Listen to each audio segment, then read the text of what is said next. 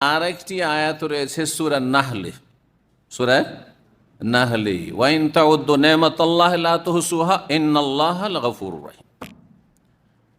তো আল্লাহ রাব্বুল আলামিন এই নিয়ামতের কথা বর্ণনা করেছেন। কি বলছেন রাব্বুল আলামিন? যে সম্পর্কে আমরা অধিকাংশ মানুষ নিজের জীবনটাকে মনে করছে যে আমি মনে হয় সবার চাইতে নিচে আছি। এই আয়াতে বিশেষ কোনো গোষ্ঠীকে সম্বোধন করা হয়েছে না, প্রতিটি মানুষকে সম্বোধন করা হয়েছে, প্রতিটি মানুষকে।